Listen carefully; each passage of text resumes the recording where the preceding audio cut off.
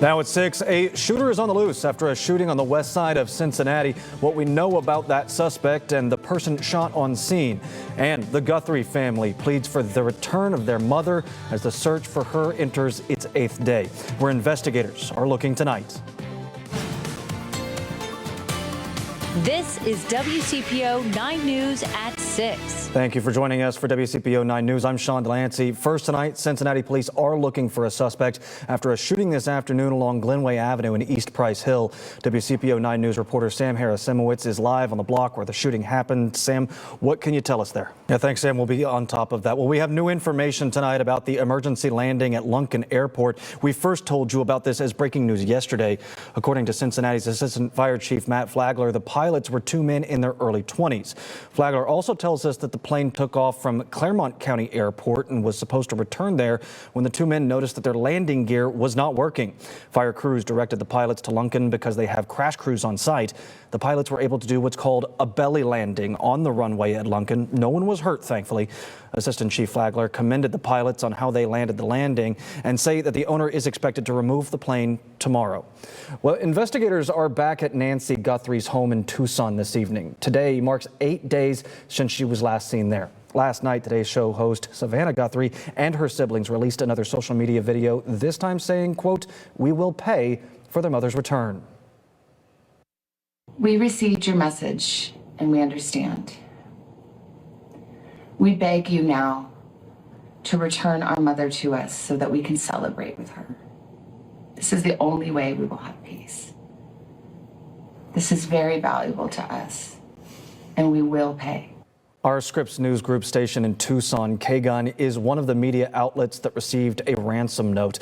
The note demanded $6 million in Bitcoin for Guthrie's release and set a deadline of 5 p.m. tomorrow. The Pima County Sheriff's Office said again today that there are no suspects or persons of interest. This question coming after deputies were seen leaving the home of Savannah Guthrie's sister, Anna, last night after spending several hours inside. Well, several members of Congress are preparing to examine unredacted versions of the Jeffrey Epstein files starting tomorrow. That's according to a letter from the Department of Justice. Lawmakers will be able to look through more than 3 million pages of content that has been publicly released. They cannot bring in outside electronic devices, but they can take notes of the content. Several Democrats on the House Judiciary Committee plan to see the files before Attorney General Pam Bondi testifies in front of them on February 11th. Well, switching gears, we are just minutes away from the start of Super Bowl 60, where tens of thousands of people are packed into Santa Clara, California. Here's a live look from outside of the stadium right now, where the Seattle Seahawks and New England Patriots will compete for the Lombardi Trophy. There's also the Apple Music halftime show with Bad Bunny. Santa Clara is enjoying temperatures in the high 60s right now. Can you believe that? And you can see fans, they are decked out, they are excited, and there are a lot of them. Throughout all those crowds are lots of federal and local officials. Agencies have been working on security plans for months now, sharing that they have eyes on the skies, on the ground, and even on the water. The Department of Homeland Security categorizes the Super Bowl as a Tier 1 event, which is the highest security rating. Ahead of the game, anti-ICE protesters have been cropping up, but the NFL says immigration and customs enforcement will not be there. Well, Cincinnati is being represented on the ground out in the Golden State. Today, the president and CEO of the YWCA of Greater Cincinnati, she's at the big game, and she's not just there to watch. Raquel Howard-Smith was named the 2025 Inspire Change Changemaker by the Cincinnati Bengals and the NFL Foundation for her work supporting survivors of domestic violence. She's there to represent, but also to receive a $10,000 NFL grant for the YWCA. And all of those proceeds will go towards the Francie Garber Pepper House of Healing that serves survivors in Greater Cincinnati. We are so excited for this opportunity to elevate our mission. Raquel says she hopes this moment reminds survivors they are seen, supported, and never alone. What is a big week for spending at the store between your Super Bowl snacks, Valentine's Day, and President's Day? Our consumer reporter John Matarese looked into the upcoming holiday deals so you don't waste your money. Still ahead, the president is launching his own prescription drug website this week. How it works and what experts say it could offer people who are worried about drug costs. Plus, families are hoping to reignite searches for lost loved ones. Why members of that group are telling others never to give up. You're watching WCPO 9, part of the Scripps News Group.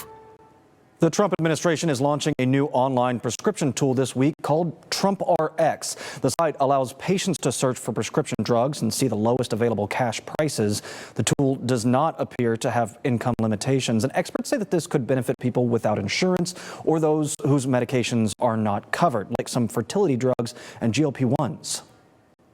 Then either they can print a coupon from the website that they can then take to their local pharmacy to get filled, or in some instances, the pharmaceutical manufacturer will sell the product directly to the consumer. Darren Covington there says if you do have insurance, check with them about pricing first. Right now, there are 43 drugs offered on the website. More are expected to be added. Well, Indianapolis residents who are looking for their missing loved ones are not giving up. The Missing Struggle movement brought together families, supporters, and advocates this weekend to honor loved ones who went missing. It included memorial tributes, community speakers, and healing spaces. Many of the families are still clinging to hope that they will see their loved one again. There is hope. There's still hope, because it is a lady that's here where her son had went missing here in Indianapolis, and he was found. So there's hope, and never give up on your family. The annual event brings awareness to Hoosiers that are missing and the impact it has on their family, members who are still waiting for them to come home. Well, still ahead, a heartbreaking situation for Lindsey Vaughn, who was airlifted after a major crash during the downhill ski event today. The update from her medical team tonight. Plus, how Team USA is pushing forward and securing the country's first gold medals of this Olympics. The new name for the downtown Cincinnati Convention Center will be announced tomorrow. City and county leaders are gathering at the center's main entrance in the morning for the anticipated unveiling. The center reopened last month after a $264 million renovation. That took 18 months. The center was previously called the Duke Energy Center. The Cincinnati Center City Development Corporation had the final say on the new partner. We will be there tomorrow and bring you the big announcement both online and on air. Well, one of the biggest parts of Super Bowl Sunday, of course, is the food. It is projected that Americans will eat nearly 1.5 billion chicken wings today, and one local truck is contributing to that number. Buffalo's Best in Union is set to make thousands of chicken wings for the big game. They were open from 1 to 6 p.m., and our Marlena Lang was there for the preparations that they were doing early this morning, right around 5:30, bright and early. And while we're talking numbers, do you know just how expensive getting to the Super Bowl actually is?